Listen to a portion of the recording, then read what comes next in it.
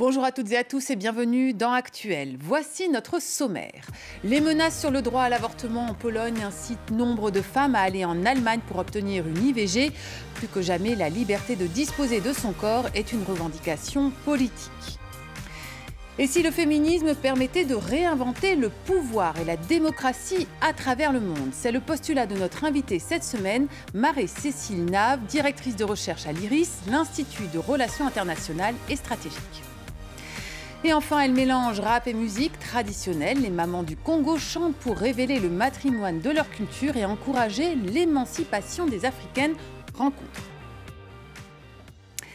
C'est l'une des lois les plus restrictives en matière d'avortement en Europe. En Pologne, l'IVG n'est autorisée qu'en cas de viol, d'inceste, de danger pour la mère ou de malformation du fœtus. Les députés conservateurs ont tenté de faire annuler ce dernier motif.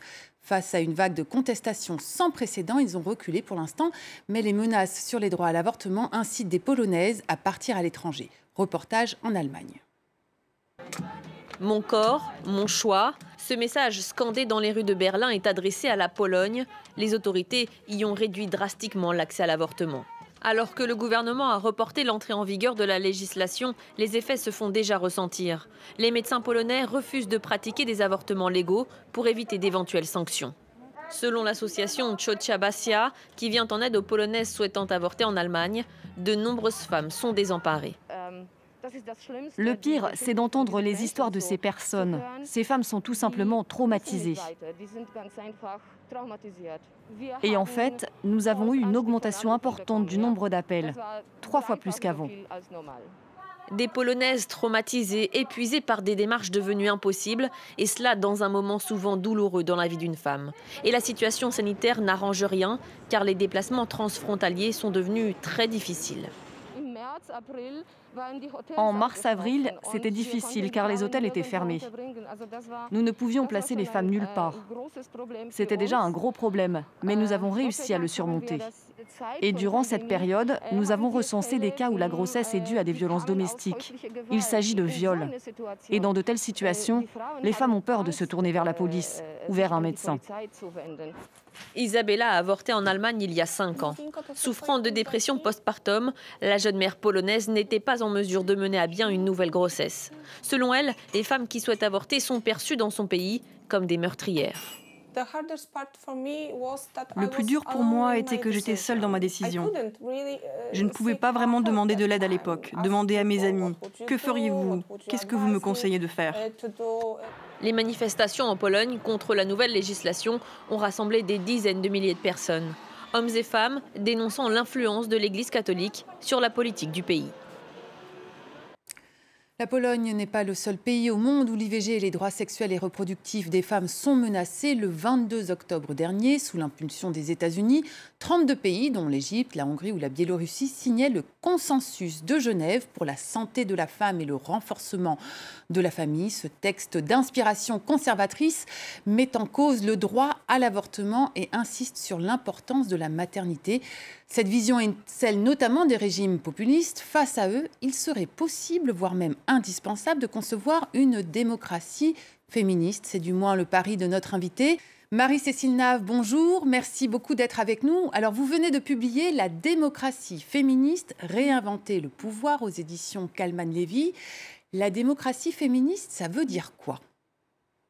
Alors, la question qui est posée par le féminisme partout dans le monde, c'est celle du pouvoir.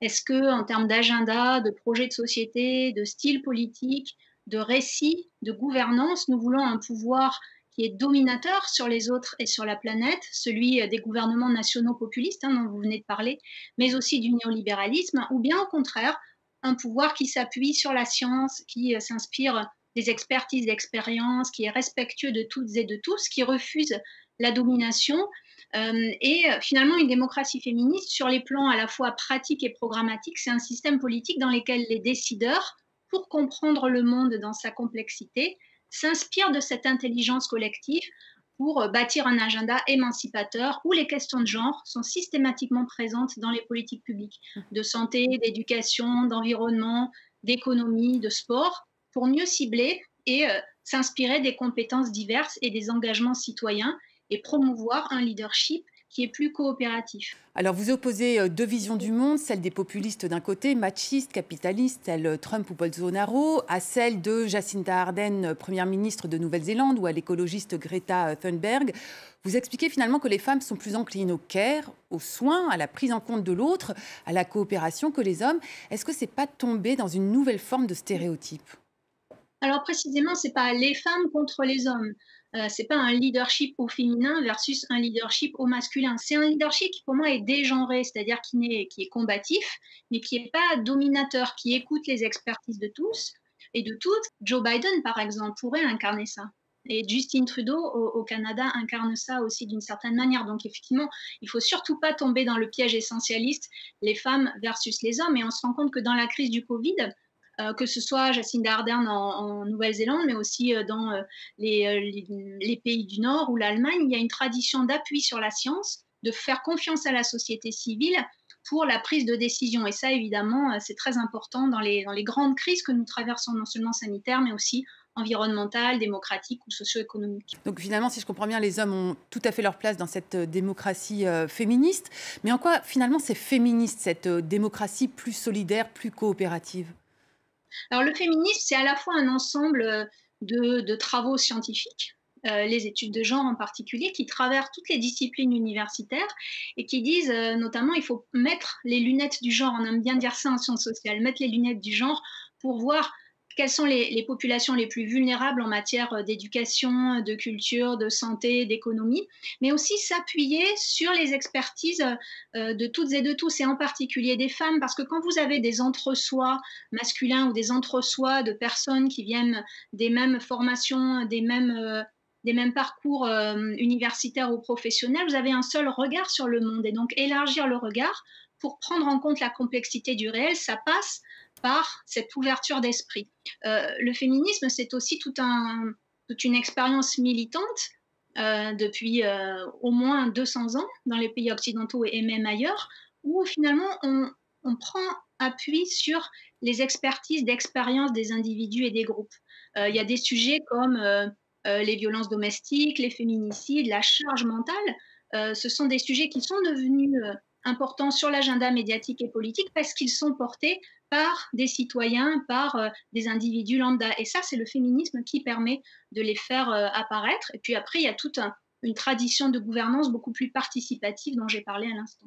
D'ailleurs, dans votre livre, vous dites on est en train peu à peu de changer de paradigme dans le monde et les organisations internationales commencent à reconnaître l'apport des femmes au progrès économique, social et politique, non pas en raison de leur spécificité biologique, de leur caractère féminin, mais parce qu'elles s'engagent et agissent à partir de constructions sociales particulières, en l'occurrence des constructions sociales qui est une expérience de la discrimination. Est-ce que vous pouvez nous expliquer ça ?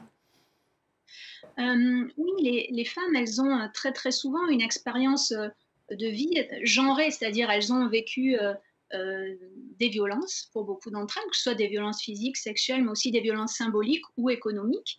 Elles ont un savoir et un savoir-faire qui vient de leur expérience de terrain personnelle, professionnelle, familiale, communautaire, qui n'est pas là pour remplacer le regard des hommes ou remplacer le regard des institutions, mais pour l'enrichir.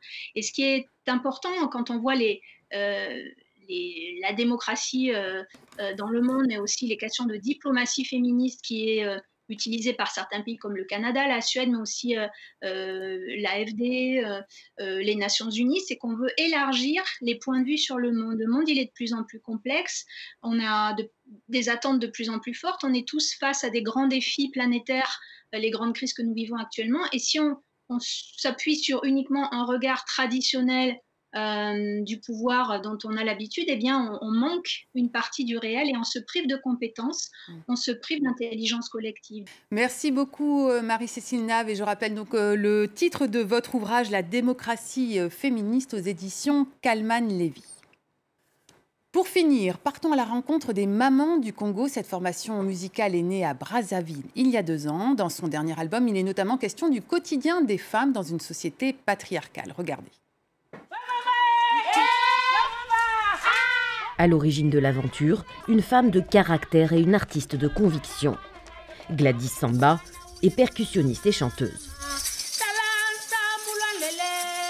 Son groupe Les Mamans du Congo s'inspire de l'immense charge domestique qui pèse sur les femmes congolaises.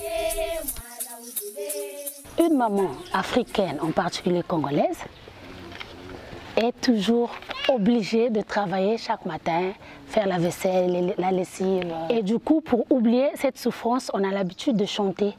Et par ça, j'ai eu l'idée, pourquoi pas créer un spectacle qui va refléter l'image de la femme africaine, la femme congolaise.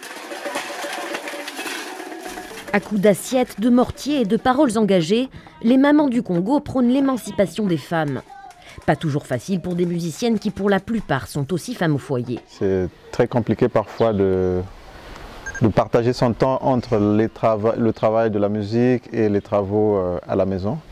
Et d'ailleurs, nous avons dans notre aventure connu plusieurs complications avec certaines femmes qui ont eu des menaces. Et ces femmes-là sont parties, elles ne sont plus revenues parce que leurs maris leur ont demandé de faire le choix entre la musique et le foyer. Les mamans du Congo ont aussi créé une association.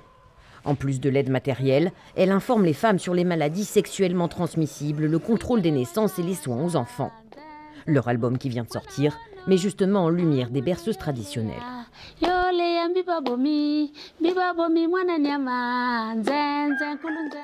Voilà, c'est la fin de ce numéro. Merci à toutes et à tous de nous avoir suivis. Surtout, n'hésitez pas à nous faire part de vos réactions et de vos suggestions sur les réseaux sociaux depuis Marrakech, N'Djamena ou Genève. À très vite.